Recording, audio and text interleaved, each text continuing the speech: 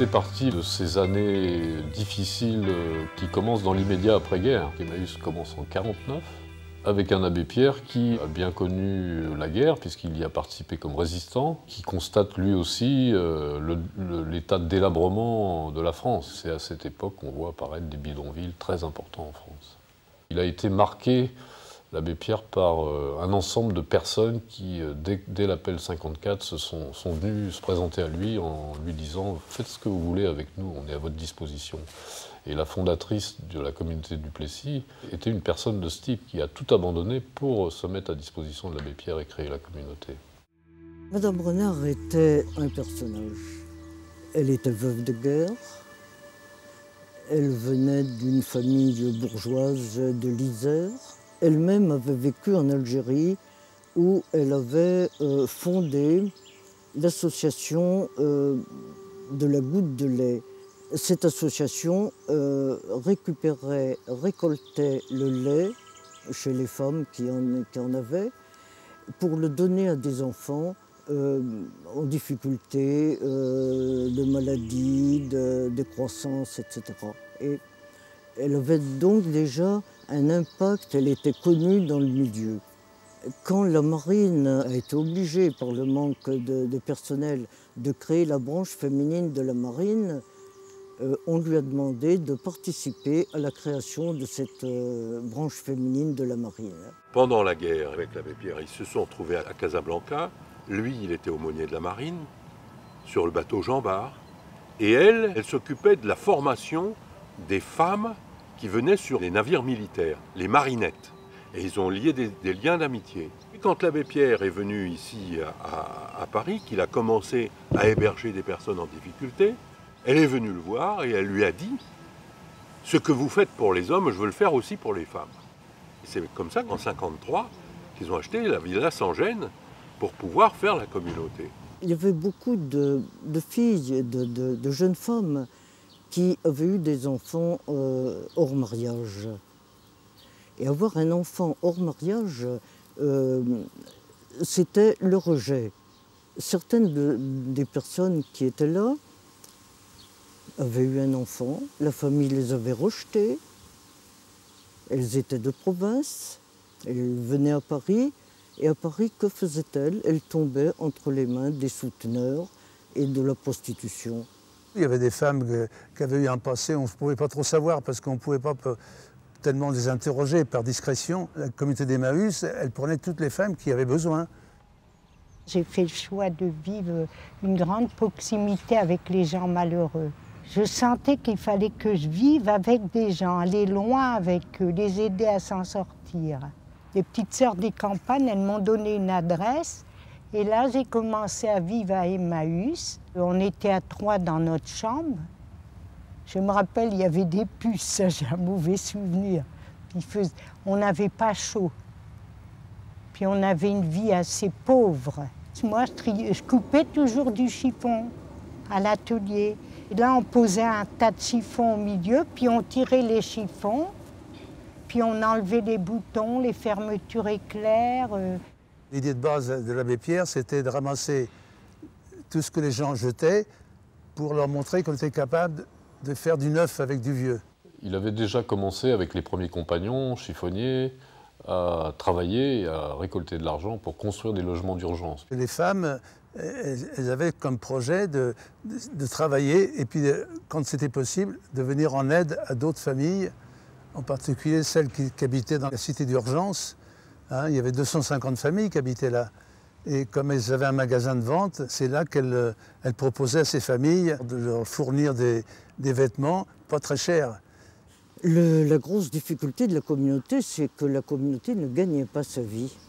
Lorsque je suis arrivé à la communauté, il y avait 40 femmes et 20 enfants, et on n'avait pas de quoi se nourrir. Et donc on s'est dit, il faut des hommes pour pouvoir aller chercher le matériel qu'elles vont arranger. Mais une autre raison qui est pour moi beaucoup plus fondamentale, c'est offrir aux personnes qui arrivent en communauté la possibilité de se reconstituer le plus totalement possible. non seulement être logé, être nourri, être soigné, avoir un travail, mais retrouver le sens de l'affection, de la tendresse et de l'amour. Et même j'ai eu l'occasion de marier un couple qui s'était mis à s'aimer, et puis je crois que c'était sérieux. Une certaine Jacqueline avec un Joseph. On s'est mariés au Plessis, à la communauté. Nous étions 100 personnes. Jacqueline, mon épouse, elle est rentrée au Plessis en 1976. Elle avait demandé le divorce, parce que son mari, il faisait que boire, et il l'a tapé. Et il y avait les enfants à nourrir. Et c'est comme ça que les enfants, ils se sont retrouvés à l'assistance publique. Au Plessis, c'est là que je l'ai connu. Ah ben là-bas, j'ai fait beaucoup. J'ai même fait des bâtiments là-bas. Comme je suis charpentier menuisier, j'ai monté le hangar où c'est qui vendait les matelas, les frigos, tout ça. Et j'ai fait une charpente ancienne, comme dans le temps. Et un jour, un compagnon vient me voir, il me dit, il faut que tu ailles au bureau. Je vois le responsable et il me dit, tiens, assis-toi, j'ai quelque chose à te dire. Il me dit, l'abbé Pierre vient demain. Ah ben, ça c'est bien. Ouais, ça me faisait plaisir quand il m'a dit ça. Ah ben, c'est bien, oui. Il m'a dit, il veut te voir, en personne. Demain, tu vas le chercher à la gare. Il me dit, tu te rappelles comment tu es venu? Oh, je dis oui. J'ai dit, avec un plan trop. Alors, voilà que le train, il arrive. Je le vois descendre, alors, hop, je vais le rejoindre. Il me dit bonjour, il me dit, alors c'est toi qui t'appelles Joseph? Je dis oui. Il me dit comme ça, tout d'un coup, à partir d'aujourd'hui, tu seras mon chauffeur. Ah bon? Mais j'ai dit, je ne connais pas trop le coin. Il me dit, tu sais lire un plan? Il me dit, avec un plan, on va partout. Et ça, c'est vrai. J'allais chercher l'abbé Pierre à Charenton. Il venait au Plessis. On allait à Neuilly-sur-Marne, Neuilly-Plaisance, Bourgival, tout ça. Longjumeau, enfin. Parce que les communautés, je les connais toutes. Sauf l'étranger. J'ai jamais fait l'étranger. Dès les années 54-55, des groupes Emmaüs se sont créés, comme on a pu le voir sur beaucoup d'autres villes, à Nantes, dans le reste de l'Europe, mais aussi déjà en Amérique du Sud, en Europe du Nord. Il y avait des jeunes, des volontaires, qui venaient faire un petit stage pour partir au tiers-monde. Entre autres, il y avait Claudette, qui est partie travailler dans une favela au Pérou, vous voyez. Des milliers de gens sont venus voir l'abbé Pierre. Pour certains, il leur a apporté un petit réconfort passager, mais pour d'autres, il a complètement changé leur vie, comme il l'a fait pour l'ensemble des gens qui sont à Emmaüs, souvent les compagnons qui ont vécu des vies très difficiles, mais qui, grâce à Emmaüs, ont pu repartir d'un bon pied. On m'a posé la question, qui c'est qui pourrait le remplacer? Eh bien, j'ai dit, il n'y a personne. Est-ce que vous pouvez faire ce que lui, même moi que je le connais bien, je ne peux pas faire ce que lui a fait. Je l'ai écouté et je suis resté. Mais c'est que l'abbé Pierre, j'en garde un souvenir. Parce que lui, il me manquera toujours. Voilà. Je suis rentré à Emmaüs en 1974. Et à cette époque, on était des 68ards. On ne sait pas trop ce que ça veut dire aujourd'hui. On ressentait un besoin de liberté, un besoin de trouver du sens à ce qu'on faisait. J'ai lu Les chiffonniers de l'abbé Pierre. Et ça, je me suis dit, ce type de communauté, c'est ce que je voudrais faire. Donc j'ai écrit à la secrétaire de l'abbé qui était Lucie Coutaz, sa secrétaire qu'il a rencontrée pendant la Résistance. Et cette femme m'a envoyé dans une communauté. Je suis resté 2 ans comme volontaire, vivre comme un compagnon. J'ai été reçu comme quelqu'un qui était sans toit, sans logement, sans activité, qui arrivait, ayant besoin de la communauté. Et en fait, c'est sûrement quelque chose de vrai, parce que le fait d'avoir besoin de la communauté, ce n'est pas seulement un besoin matériel qui fait aller dans un lieu comme celui-là, c'est aussi d'autres besoins. Moi, j'avais un besoin de justice, un besoin de participer, un besoin de me sentir utile. Donc, je ne suis pas venue gratuitement et pour rien à la communauté. J'y suis venue aussi chercher quelque chose, que j'ai d'ailleurs trouvé.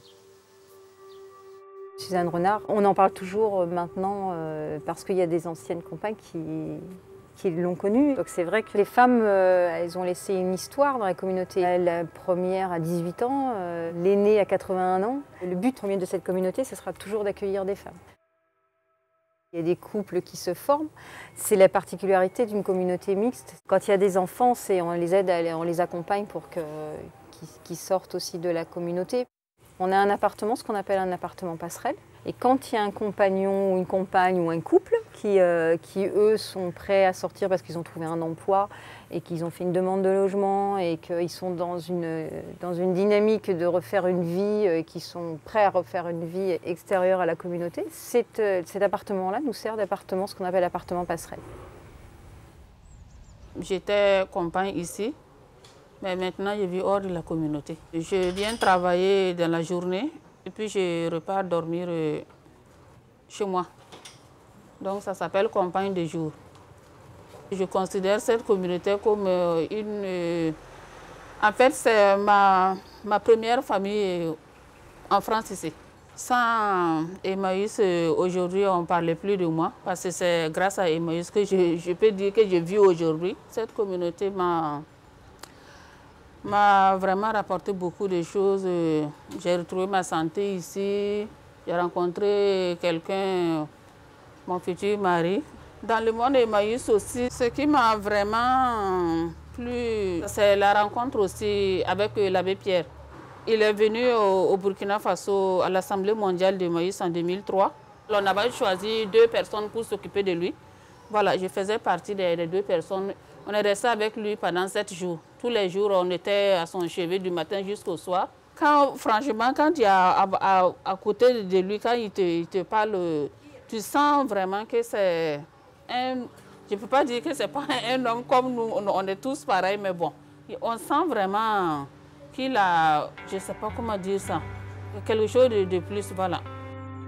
Pour moi, ce qu'est l'abbé Pierre et le message de l'abbé Pierre, c'est « viens m'aider à aider les autres ». Moi, je dis aux responsables de communauté, quand ils voient arriver un type qui ne s'est pas lavé depuis 2 jours, qui est fatigué, qui n'en peut plus, qui vient demander un sandwich ou une douche, si on pouvait lui dire « ça tombe bien que tu arrives parce qu'avec toi, on va pouvoir faire d'autres choses, on a besoin de toi ». On a fait quelque chose d'extraordinaire en faisant ce mouvement avec des pauvres personnes.